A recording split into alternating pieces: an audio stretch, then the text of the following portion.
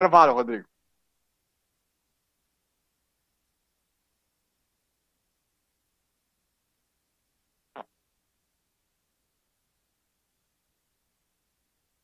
Vinte e 21h02. A Rádio FT também está nas redes sociais. No Twitter, @Rádio FT _. No Instagram, @Rádio FT _. No Facebook, facebook.com/Rádio FT 2018. Se inscreva no nosso canal no YouTube. Procure Rádio Futebol Total.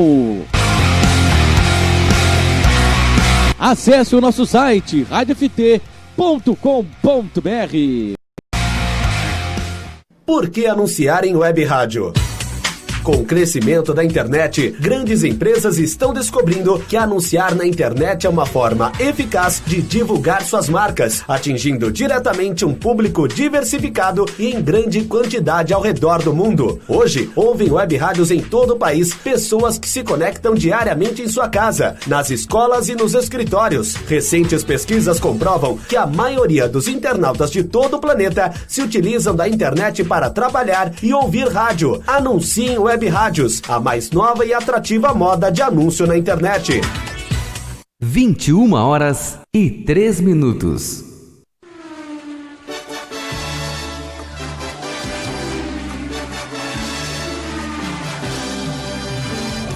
Toda segunda, a partir das 9 da noite, Bandeira Quadriculada. O seu programa de automobilismo no Web Rádio Esportivo Brasileiro.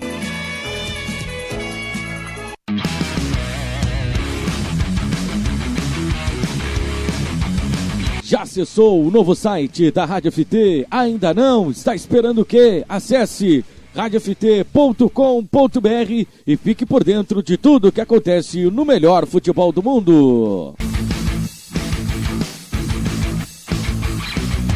Acesse radioft.com.br.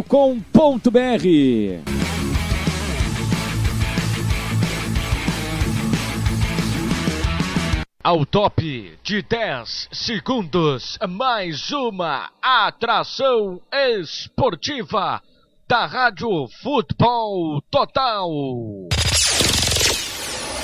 10, 9, 8, 7, 6, 5, 4, 3, 2, 1.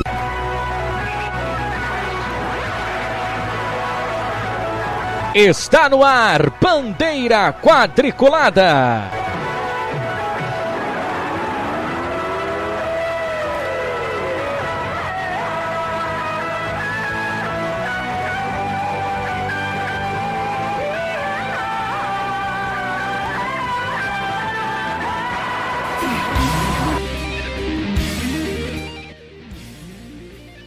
Salve, salve, meus amigos de todo o Brasil!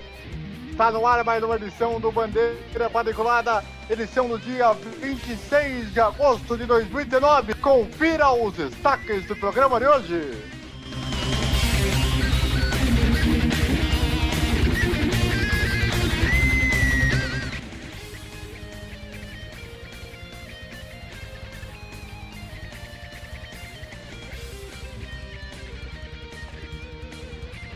Hoje no Bandeira Quadriculada vamos falar muito do Grande Prêmio de Pocono.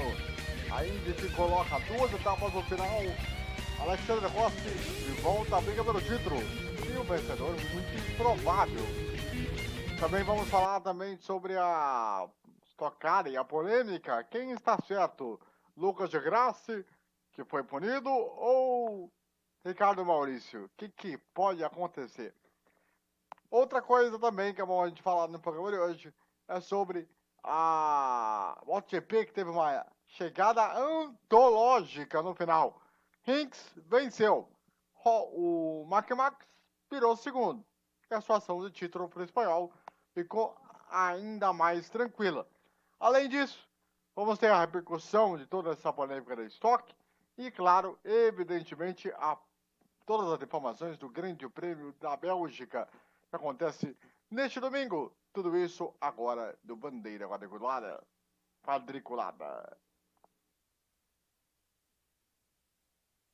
Muito bem! No programa de hoje a gente tem ao lado César Augusto. Ele vai dar o seu destaque inicial no programa de hoje. Tudo bem, César? Muito boa noite! Boa noite, André, e boa noite, amizade FT. Meu destaque é: Stock Car, caso de polícia ou caso a ser estudado? Mas você não tem a dúvida. Olha, eu vou falar uma coisa pra você, viu? Bom, primeiro, lembrando que você pode participar com a gente aí pela nossa hashtag BQNaFT, para você participar conosco e interagir com a gente em todo o território nacional.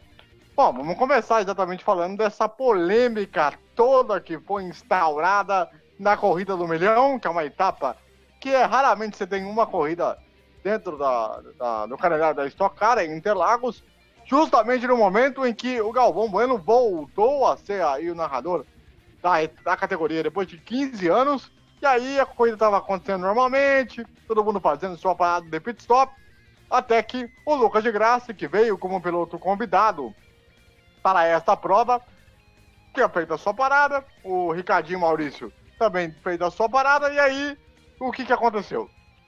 Cerca de 2 voltas depois, quando o Lucas de Grassi foi tentar fazer a ultrapassagem, ele acabou indo pela área de dentro do box, praticamente, para fazer a ultrapassagem. Ou seja, ele levou vantagem em relação ao Ricardinho Maurício. O que aconteceu?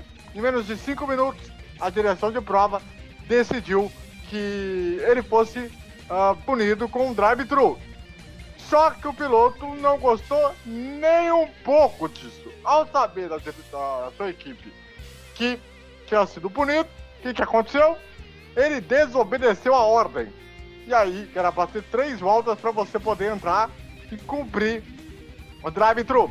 Resultado, recebeu bandeira preta e foi desclassificado na última volta. Com isso, a vitória acabou caindo com o Ricardinho Maurício. E aí eu pergunto pro César, né? Depois de rever toda a situação, como é que você avalia toda essa confusão que aconteceu aí em Interlagos, num momento que era para ser, né, interessante, com convidados, com tudo aquilo que estava sendo cercado.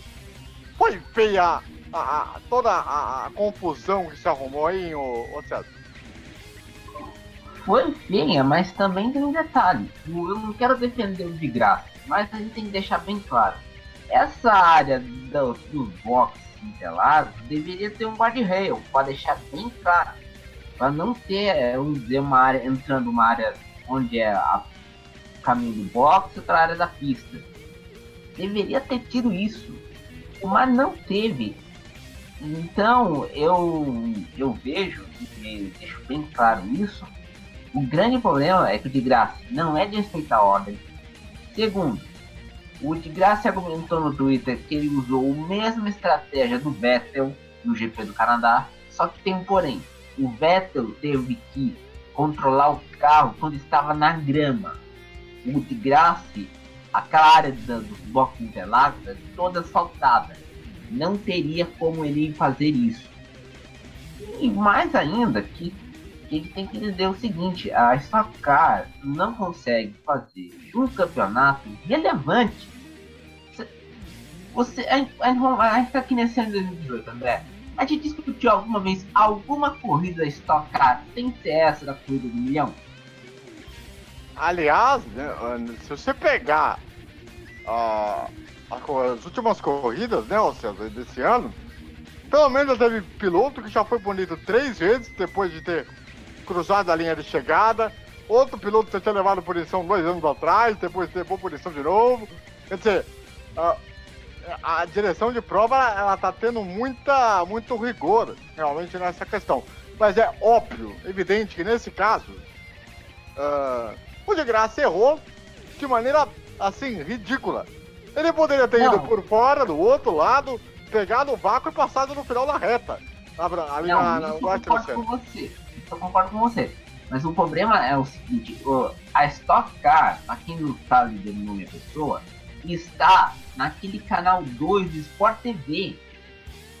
Essa é a única coisa desse ano que foi transmitida ao vivo pela Globo. Se eu não me engano, vai ter a outra que vai ser na última corrida do ano. Se eu não me engano. A última corrida do ano que será em Interlagos também. Exatamente. Curiosamente, né? Vai ser Interlagos. Só que aí é o seguinte.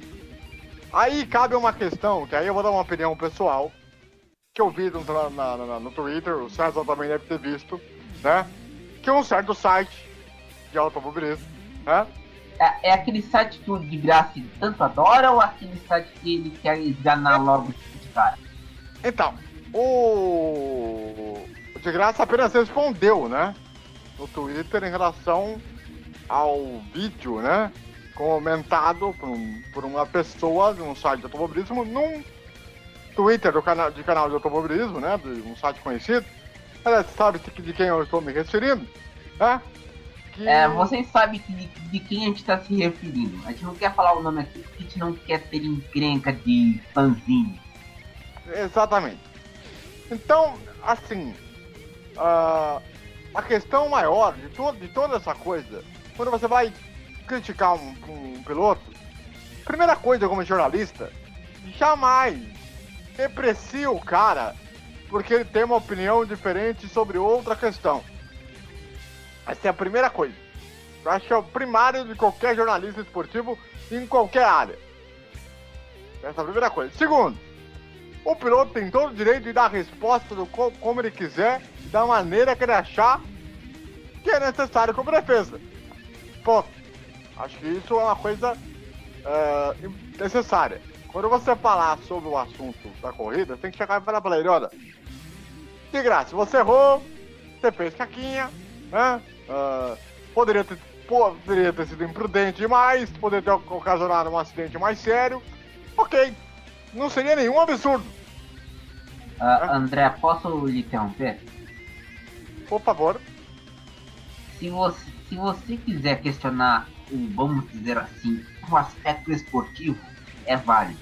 Agora, usar o aspecto pessoal do piloto porque você tem uma rixa, aí é uma covardia. Então, por isso que eu sempre falo, o jornalista, quando ele vai analisar um caso, e aqui, pelo menos da minha parte, quem me conhece sabe muito bem disso, que eu, quando eu avalio um acidente, uma situação, como foi com o Vettel aqui no programa, que a gente falou aqui, o que eu vi, revi, várias situações, e dele... E não é só isso, a gente viu, reviu, e a gente argumentou aqui também.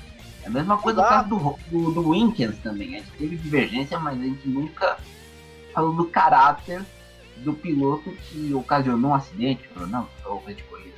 Exato, a gente não depreciou a equipe, ninguém e tudo mais. Acho que é uma coisa que é o princípio de qualquer questão jornalística. Não é questão de lacrar em cima dos outros. É uma questão de ter uma opinião mais sensata em relação a certas situações. No caso do de graça, ele errou. Foi imprudente. Isso é um fato que deveria ser levado em consideração. Agora, não pode site de automobilismo chegar e fazer uma confusão aí em relação a você criticar a pessoa. E o piloto, ele tá mais do que correto em criticar e responder da maneira que ele achar que é necessário. Não acho o melhor piloto do mundo. O de graça não é o piloto, assim, tem que pegar como resultado excepcional. Ganhou uma corrida no braço na Fórmula E no ano passado no México, que foi uma coisa muito bonita, até muito bacana pela maneira como ele foi mesa para ganhar a vitória e tudo mais. E sem contar que ele ganhou a Fórmula E em 2017. Uma corrida exatamente.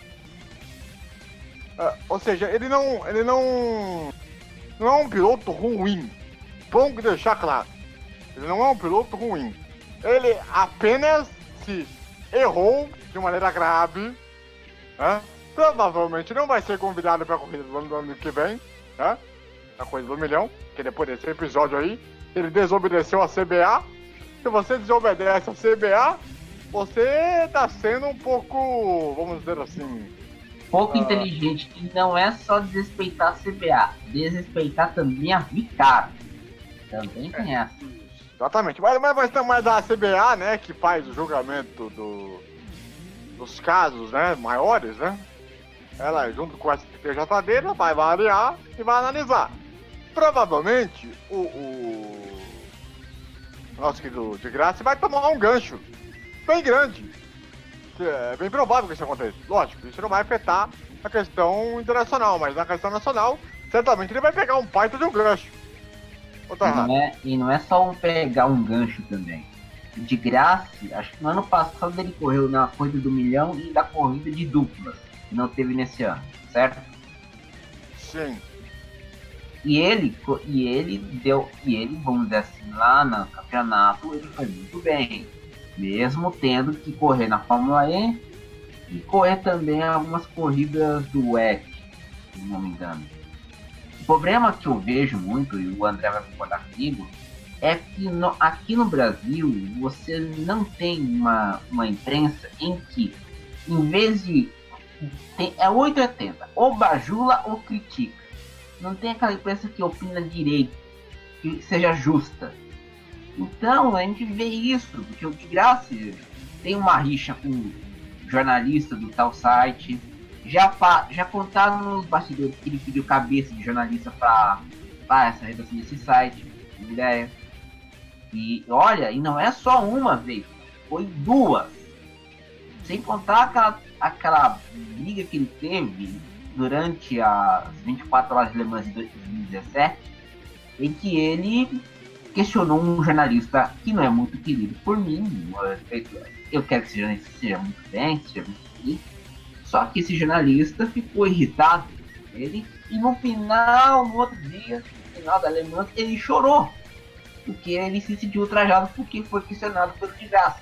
Quer dizer, é como você falasse, vamos dizer assim, que dois deles, vamos dizer, a imprensa e o piloto, que não são um flor de pessoa, mas que querem estar certos acima de tudo. E isso quem perde é o nosso amigo internauta, leitor, ouvinte, porque ele não vai saber em quem ele vai acreditar, na palavra do site ou na palavra do piloto. E outra coisa, é bom que você diga que, faça uma observação, o Galvão Bueno foi o primeiro a observar que estava tendo uma irregularidade quando aconteceu o fato. Tanto que ele foi checar o regulamento na transmissão, no ar, transparente, ao dizer, olha, se perguntou se podia ou não podia. Certamente ele falou pro Reginaldo, né, que estava ao lado dele, e o Reginaldo foi lá consultar o regulamento rapidamente e viu que não podia. Era uma coisa legal. Então, ou seja, como questão de regulamento do campeonato, da própria regulamentação de corrida, o Abreu Galvão foi o mais transparente possível para falar do assunto. E depois da corrida ele criticou de maneira veemente o que ele fez. Então, assim, a gente pode criticar o Galvão muitas vezes por muitas coisas, mas se tem uma coisa que ele faz com muita justiça, é saber analisar os fatos sem ficar muito em cima do muro. Tanto que ele rapidamente percebeu que, olha, o que ele fez está errado. Ele tem que tomar a punição. E aí se colocou as possibilidades, que era para ter de drive-thru, que era para ser o mais correto. E o piloto não obedeceu. Ou seja, ele tentou afrontar a direção de prova. Então, assim, temos que ser bem honestos nessa questão. Não é só isso. Você percebeu o seguinte, você falou bem, o Galvão viu que tinha algo errado. No briefing que os pilotos têm com a direção de prova, deixa bem claro que essa área que o de Graça passou não é contada como área da pista, é área de boxe. E essa área do café é onde teve aquele acidente terrível com o Gustavo Soderman. E o acidente 2 anos antes da família Sperafito. Um dos membros morreram lá. Exatamente, ou seja, o que o de Graça ele fez, ele, além de ter sido perigoso, ele acabou fazendo uma forma muito agressiva demais. Ele foi muito por dentro. Se ele fosse mais pra linha de fora, ali dentro da linha, talvez ele poderia ter colocado uma questão ali, uma ultrapassagem no final da reta. Pegasse o vácuo, chegasse na primeira curva ali com o S do Senna, contornasse por dentro da zebra. Sem nenhum problema. Não, e não é só isso. Você pegasse a área da arquibancada também. Essa área de fora que daria mais. O problema é que o de Graça, pelo vídeo que ele mostrou e que ele fez, ele queria passar por dentro antes de chegar nos boxes. Você não consegue passar por dentro na curva do café. Você tem que passar por fora. Então, e outra coisa, se ele passar ali por fora, ou ele fica no vácuo do piloto, para depois chegar no final da reta, no final ali, para fazer a primeira curva, ou senão ele vai ficar muito perto do muro do outro lado. Aí talvez ele poderia rodar e tal. Ele foi muito imprudente, é evidente.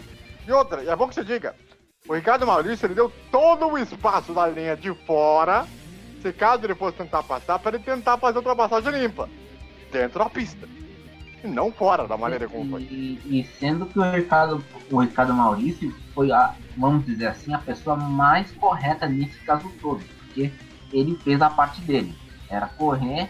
Se tivesse que ultrapassar a parte de fora, ele tentaria dar um X na área do S do Senna ou na reta oposta. Ele foi a parte mais correta dessa confusão toda, junto com o Galvão Bueno e o Reginaldo Leme. E depois, o mais constrangedor foi a entrevista coletiva. Como o Ricardo Maurício teve que explicar mais o que aconteceu do que a vitória em si. Aliás, isso é justa, devido à passagem. Foi o melhor carro, andou muito rápido o final de semana inteiro, fez uma corrida muito inteligente e soube usar o regulamento debaixo do braço. Acho que é nada mais justo disso tudo, né? Eu não diria que ele usou o regulamento debaixo do braço, mas pelo menos ele sabia onde deveria agir. Ele sabia que aquela área, a faixa branca na área do box, ele não deveria sair do carro de lá. Deveria manter o carro na pista. Ele manteve.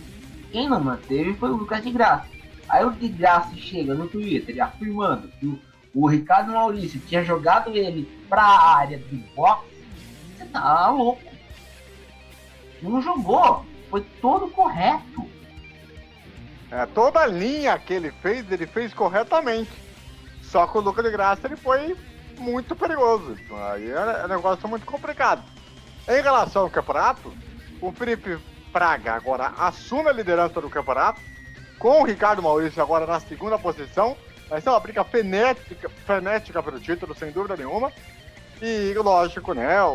A corrida também acabou boa, teve bons pegas. Esse Carlos Casagrande, esse garoto aí, vai dar o que falar, hein? O moleque é muito rápido, muito bom piloto. Terceiro lugar para ele foi excelente, excelente. É um garoto que vai crescer e muito dentro do campeonato. E no ano que vem, certamente vai ser maior ainda, né? Porque ele tem a capacidade de ser rápido durante o final de semana e construindo os resultados na maneira como é justo, né? E é um garoto que vai crescer bastante nisso aí. Isso não tem a dúvida nenhuma. E o campeonato, certamente, vamos ter aí até a última corrida uma disputa de título, vamos dizer assim, dentro do aceitável, muito boa. Acho que vamos dizer assim, o Ricardo Maurício não é a primeira vez nessa temporada na Stock Car que teve confusão envolvendo o juiz. Já teve a confusão em Goiânia com o Thiago Camilo, a gente se lembrar aqui. E terminou. E o Thiago Camilo foi, vamos dizer assim, absolvido, não teve sua vitória confirmada pelo STJD da CBA. Só que o que fica mais complicado, e eu acho que a gente tá vendo aqui, a gente discutiu a Stock Car só por causa de Graça, da Globo e da Coisa do Milhão. Acho que cabe para nós, e se quiser, vamos dizer, querer um campeonato bom, se tivéssemos corridas no horário da manhã, na TV aberta, fechada, e pudesse mostrar os carros. Porque a gente tá discutindo, vamos dizer, a corrida do milhão. Você vai ganhar 1 milhão limpo numa corrida só. Ou discutimos quando tem a corrida de dupla. Quer dizer, você não discute, vamos dizer assim, o campeonato inteiro. O campeonato, e nem tem, né? A Sport TV transmite nos programas as corridas. Mas nem tem mais no Sport TV o programa de automobilismo. A gente vê, acompanhar, fazer um programa especial. Nós acabamos de ver, né, um profissional histórico, né, que foi embora, que tinha um programa tradicionalíssimo na televisão, né, então... E esse profissional histórico está dando um banho em muito jornalista daquele site que gasta tantas horas no YouTube. Sim. E outra coisa, daqui a pouco a gente vai falar aqui da MotoGP, mas olha o nível de categoria que nós temos. A V8 Supercars está anos-luz à nossa frente. Mas anos-luz como campeonato. E não é só isso. Anos-luz e colocaram um novo carro da Mustang. Os próprios australianos adaptaram o Mustang para correr na Supercars. E você tem corrida boa, pista boa, corrida à noite agora, que começou no ano passado. E além disso, você tem ainda os 1000 km de backcross, que é uma corrida sensacional. A gente não tem aqui isso no Brasil. Aí fala que a Stock Car é uma corrida que chama a atenção do mundo. Chama a atenção naquele canto de página da motorsport.com. Mas lá é uma notícia sobre a Stock Car. Mas no outro, no top, no topo do site, você tem 3 notícias da Supercars e outras 4 da DTM. Sendo que a DTM nesse final de semana teve a coisa número 500. Quer dizer, como é que fica nós vamos concorrer com eles? Se aqui tudo é pasteurizado, tudo é num canal que você não sabe onde tem. Como é que faz? O campeonato da Stock tem muito ainda a evoluir, muito ainda para se ajustar, para voltar aqueles velhos bons tempos de glória do Chicão, do Xandinho Negrão, Paulo Gomes, exatamente. Aliás, essa corrida do milhão teve o chamado GP do Bem, que é para ajudar o Instituto do Igor Hoffman, que um baita piloto, um cara que talvez um dos melhores da história do automobilismo brasileiro, e que ele muitos títulos de Stock Car, um cara que era títulos de Stock Car, 12. Cara, era um absurdo. Não era qualquer um, não. Era ele junto com Afonso Giafone, Paulão Gomes e Xande Negrão. E Chico Serra. Não, Chico Serra, pra quem não lembra o nome da pessoa, tanto o Ingo como o Chico disputaram a Fórmula 1 pela Copesucar nos anos 70. Exatamente. Então, assim, a categoria precisa mudar algumas coisas? Precisa. A duração da prova talvez é discutível, mas é aquela questão que vai gerar certamente algum tempo a mais aí. Vamos ver o que pode acontecer. Mas enfim. E tem uma outra questão que tem que discutir aqui, que a gente tem tempo, mas só temos. Você viu que o grid é só carro Chevrolet? Como é verdade. Bem lembrado. Porque, vamos lembrar aqui, nos anos 2000 até 2013, você tinha Mitsubishi, Fiat, Volkswagen e Chevrolet. Hoje, você só tem Chevrolet. Agora, vá na Argentina, no Super TC 2000, você tem Renault, Fiat, Honda, Toyota. E olha, tem um outro porém. Na Argentina, a mecânica, a engenharia é toda local. Não tem essa na Stock Car de importar motor nos Estados Unidos da NASCAR. Não, é tudo local. Desenvolvimento local. Isso que não tem no Brasil.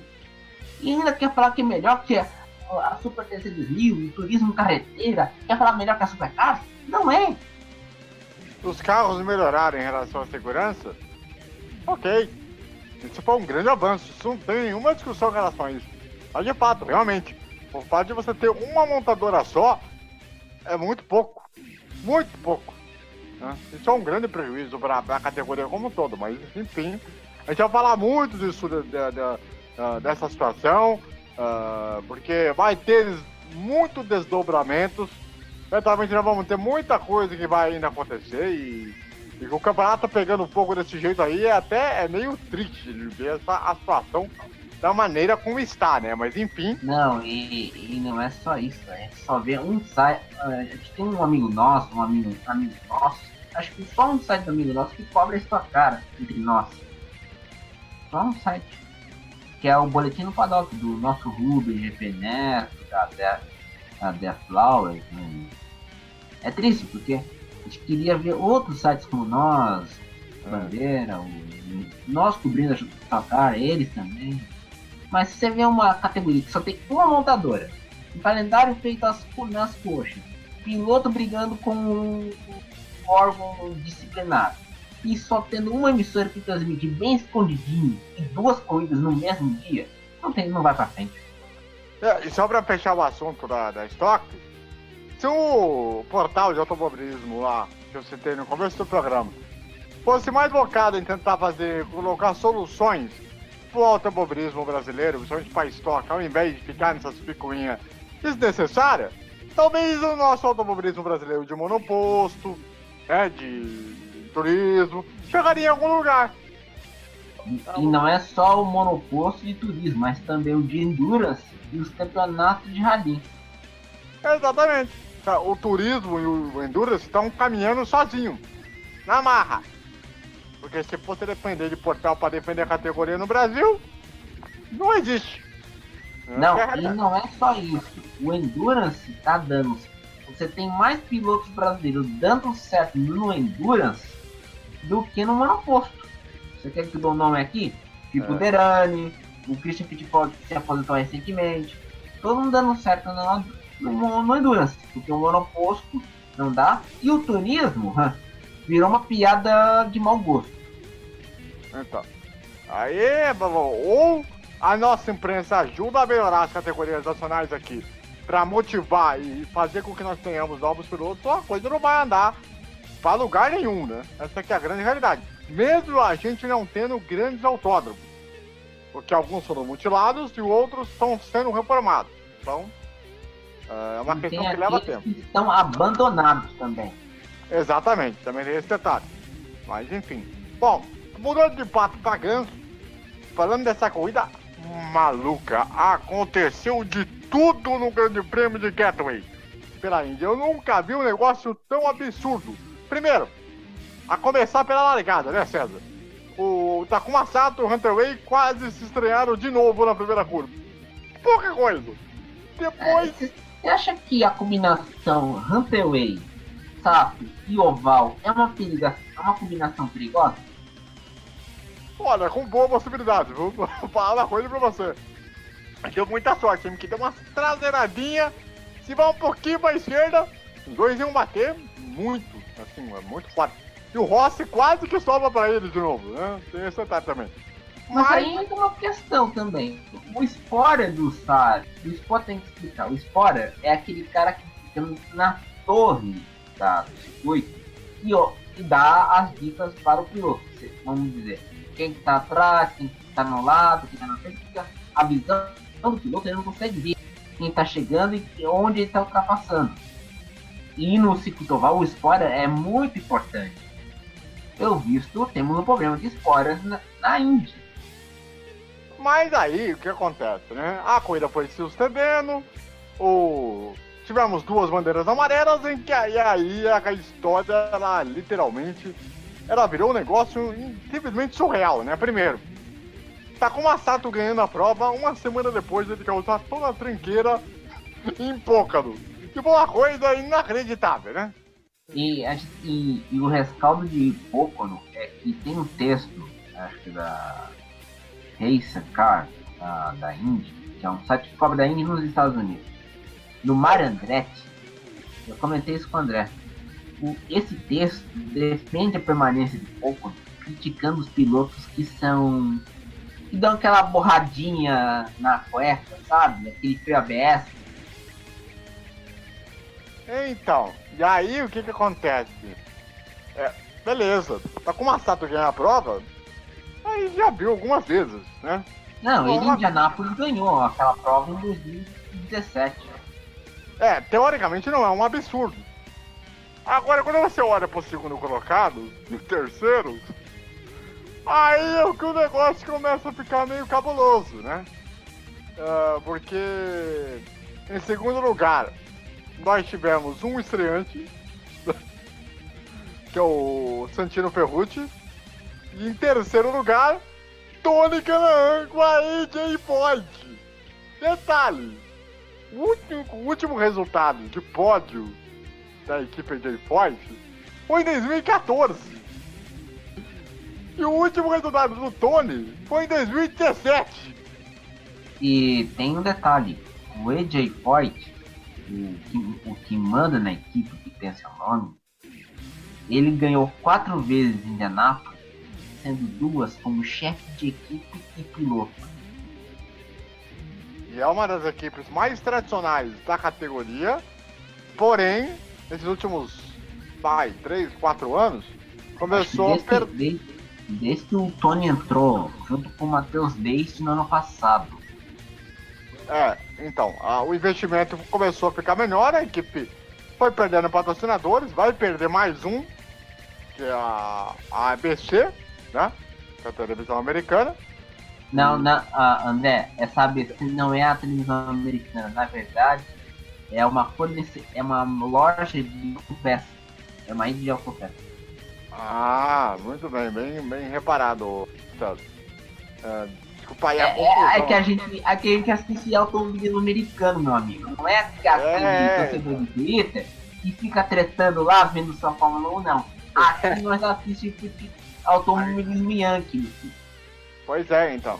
E vai perder esse patrocínio, não se sabe se a AJ Foyt vai conseguir ter um outro patrocinador, mas é um negócio surreal. Porque, e o mais engraçado dessa história toda, é que teve um momento da prova, acho que foi na segunda bandeira amarela, que o Tony Kanaan resolveu ousar. Literalmente ele encheu o tanque. Pra falar o seguinte, eu vou até o final com esse combustível. Mas ele apostou, mas foi muito certo. Tudo bem que contou com a sorte do Sebastian Bourdais ter rodado e ter tido a bandeira amarela, né?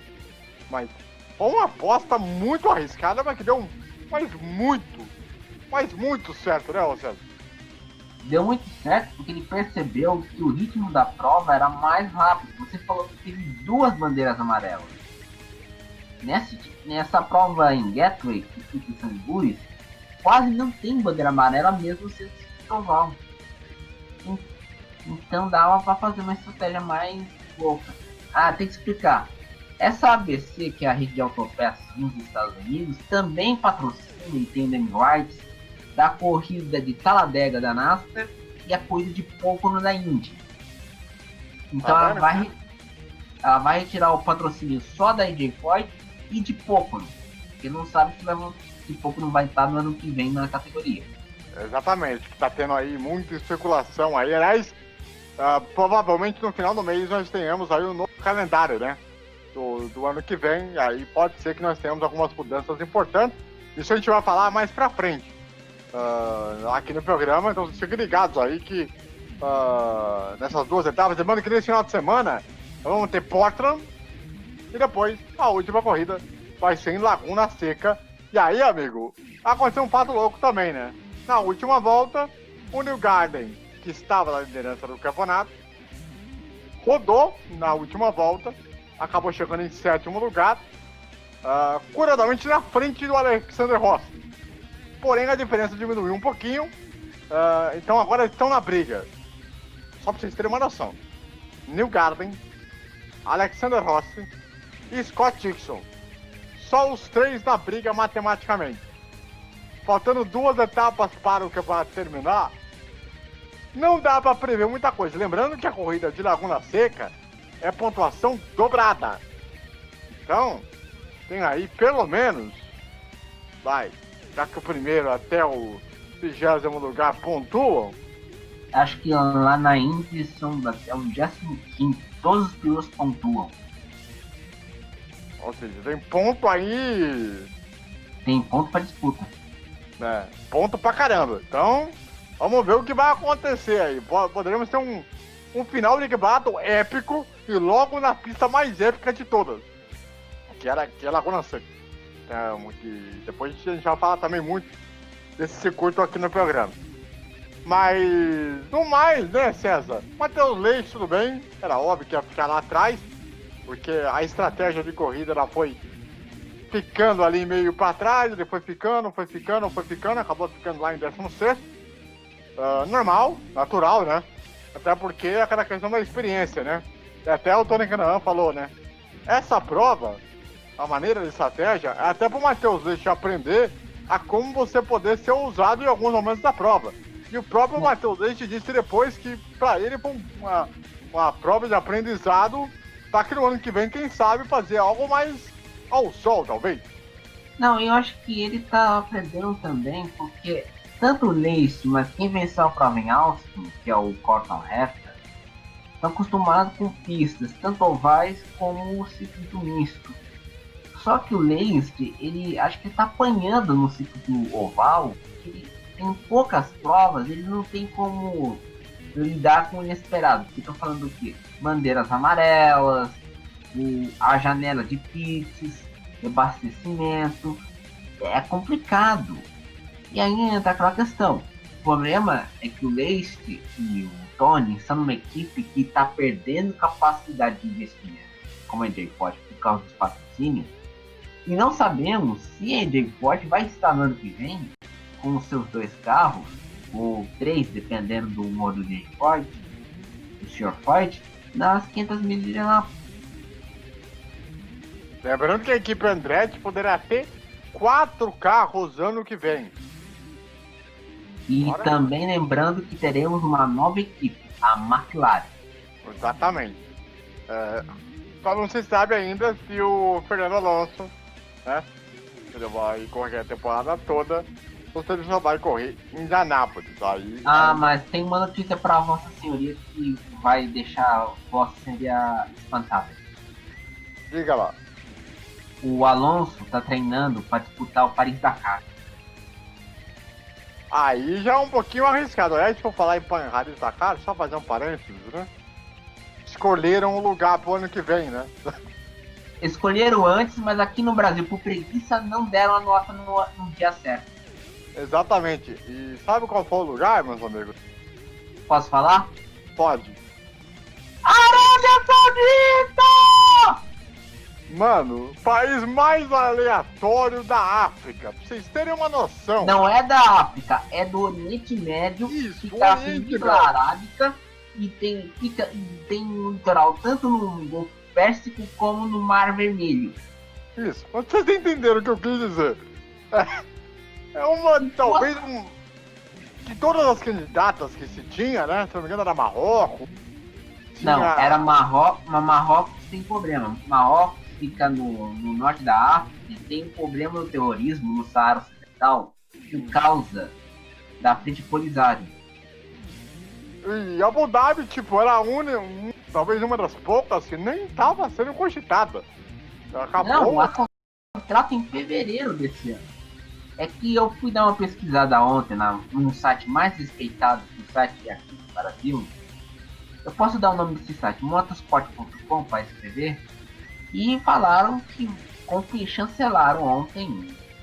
E eu fiz a pesquisa que era na Arábia Saudita pelos próximos 5 anos. Não, é muita coisa. Rapaz, vamos. Provavelmente ano que vem a gente vai falar aqui no programa, né? Nome de cidades que até então nem eu saberia.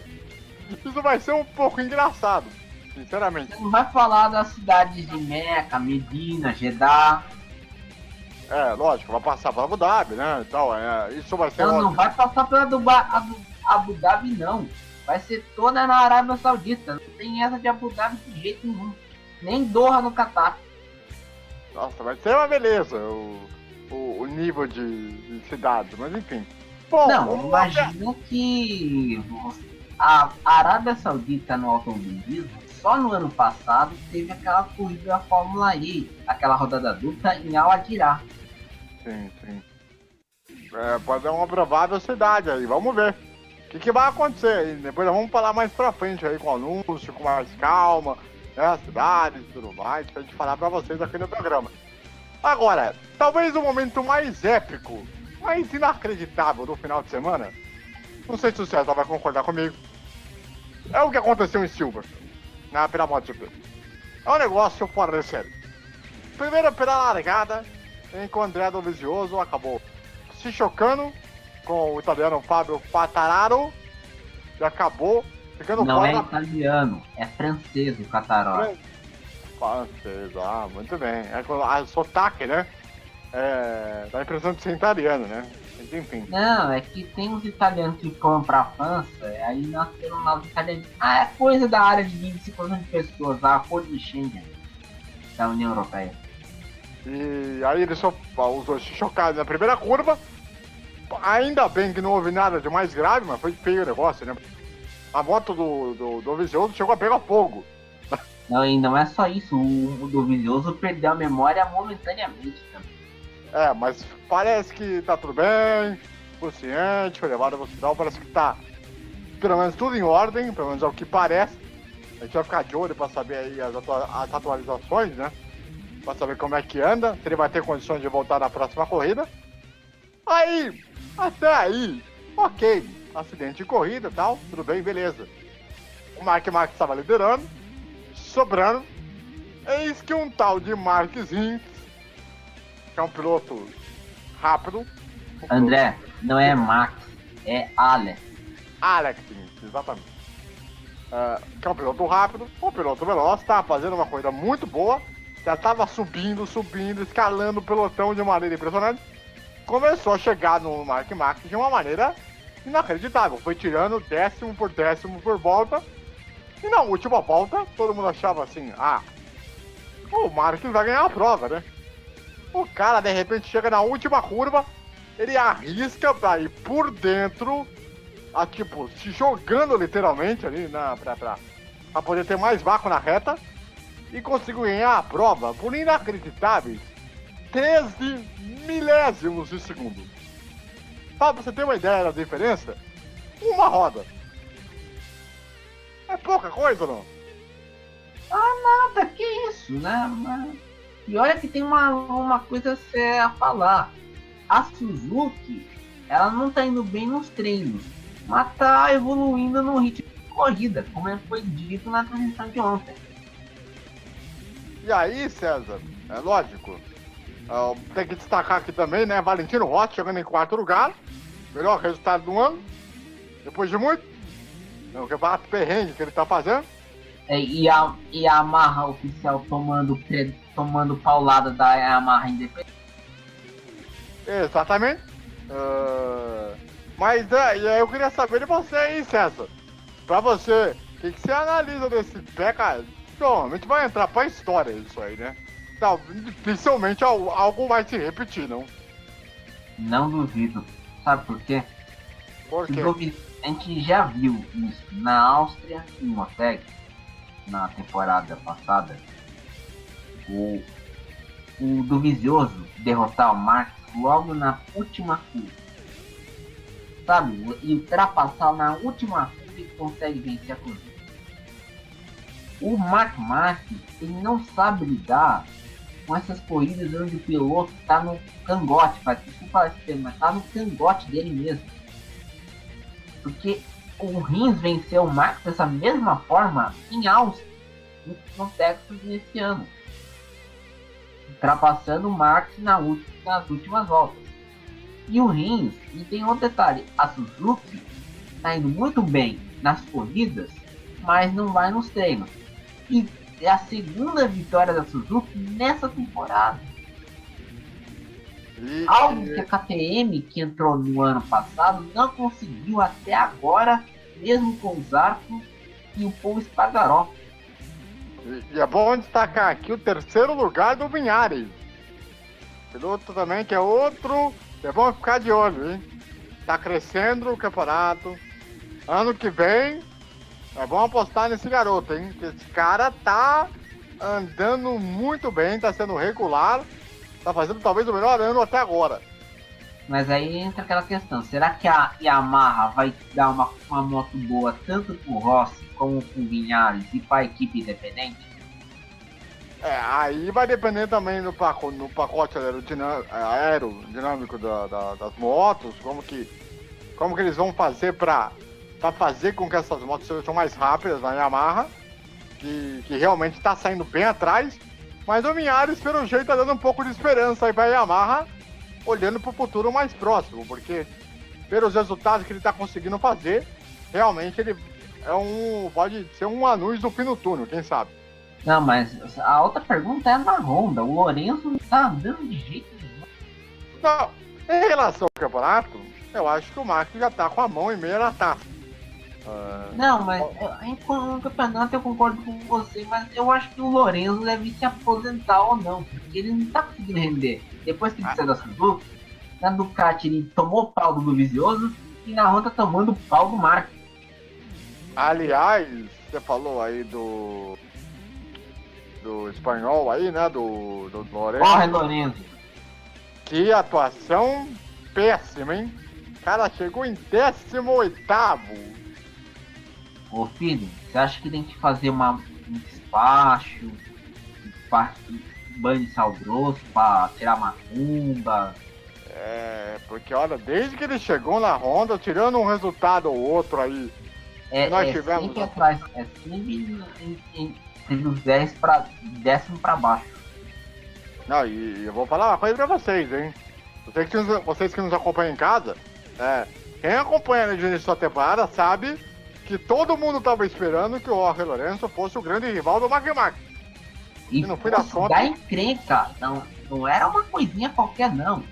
Fosse dar trabalho, porque o Dani Pedrosa, que se aposentou no final do ano passado, se aposentou porque não tinha condições de pilotar uma moto para corrida. Ele é piloto de testes.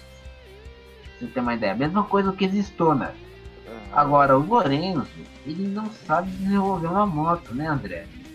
E o Marques é que tá puxando o desenvolvimento da moto da Honda, né? E é impressionante como o Silverstone casa tão bem com a MotoGP. É um negócio impressionante. Lotado. E com a Fórmula 1 também, rapaz. A Fórmula 1 também, mas se você pegar a qualidade das corridas, né? Pra comparar, né? É impressionante como a MotoGP ela consegue entregar, como nesse conjunto de circuito, né? Piloto, moto. E olha que Silverstone foi criticado no ano passado por causa da reforma do asfalto, porque ajudou a Fórmula 1 e não ajudou a MotoGP.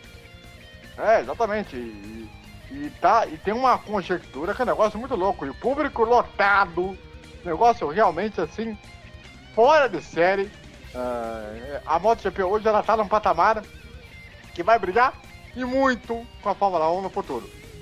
Escutem o que eu tô dizendo. E não só a MotoGP, eu incluiria também duas categorias de turismo que elas saem fora da Europa e da Austrália: DTM e V8 e a Supercar. Hoje a MotoGP tá começando a entrar naquela primeira prateleira como nos velhos e bons tempos. Isso há muito tempo a gente não via. E olha, vamos falar aqui. Consegue fazer isso respeitando as características das pistas locais, sem fazer muita diligência. Você percebe, não pede reforma, não pede novo paddock, nada. Só pede um traçado seguro, uma área de escape boa, de areia. É o campeonato que, se continuar nessa crescente aí, até com essa nova geração que tá pintando aí, daqui a 10 anos, a MotoGP vai entrar no patamar que pode até superar a Fórmula 1 a médio e longo prazo. Isso não te assusta. Mas eu incluiria também uma outra categoria de moto que você não citou. Moto E. Também que tá começando a engatinhar. Não só a Moto E, mas tem outra. A Superbike. Superbike também. É outro campeonato que é disputadíssimo. E a gente tem. E é uma pena, porque o Brasil não consegue transmitir as corridas de Superbike. E são 2 corridas por fim de semana, uma no sábado e outra no domingo. E a Superbike e a MotoGP estão entrando em mercados que a Fórmula 1 não entra. Por exemplo, Rapidinho, antes de a gente encerrar o programa, e antes de eu fazer também o merchan aí para as transmissões do meio de semana, eu queria fazer a proteção aí pro Grande Prêmio da Bélgica, que nós vamos ter nesse final de semana, dia 1º de setembro, né? A classificação vai ser no sábado, depois é no domingo. Todo mundo tá esperando a recuperação da Mercedes, né, ô César? É por aí a situação? É, por aí, mas eu tenho uma outra pergunta. Qual? Você vai dormir cedo no fim de semana do GP da Bélgica? Sábado à noite? Essa coisa eu não vou perder de jeito nenhum. Não, eu tô falando por um programa que vai retornar nessa semana. Então, é uma boa ideia. Tem um programa que a gente não pode falar nesse horário, mas vai retornar. Maravilhoso, sabe? Uma mulher com o nome de E. A gente não sabe se a gente vai acordar cedo pra ver a corrida. E outra coisa, esse Grande Prêmio da Bélgica pode se definir também a questão dos pilotos para o ano que vem. Isso pode acontecer. Aliás, saiu hoje numa capa de uma revista de automobilismo francesa que o Ocon tá fechado com a Renault pro ano que vem, no lugar do Nico Hülkenberg. Vamos ver o que vai acontecer. A gente vai ver aí os desdobramentos, o que vai acontecer. O paddock certamente vai estar movimentado. E claro, a Rádio Peão vai estar correndo solto. Deve estar todo a vapor já, né? E na semana que vem, evidentemente, nós vamos repercutir aqui o Grande Prêmio da Bélgica. Eu gosto do seguinte, molecada, antes de encerrar o programa, eu aproveitar para fazer um jabazinho aqui, né? Até porque, né? Nós temos que dar uma moral pro nosso dono, né? Pro nosso chefe. Nosso chefe. Exato. A casa que nos abraça com o nosso programa. É o seguinte, quarta-feira, 9h30 da noite, tem jogo decisivo pela Libertadores da América. O Internacional, no Beira-Rio, o Internacional recebe o Flamengo. No primeiro jogo, o Flamengo venceu por 2-0. O Inter tem que fazer 3 gols de diferença para conseguir ganhar no tempo normal e conseguir a vaga da semifinal.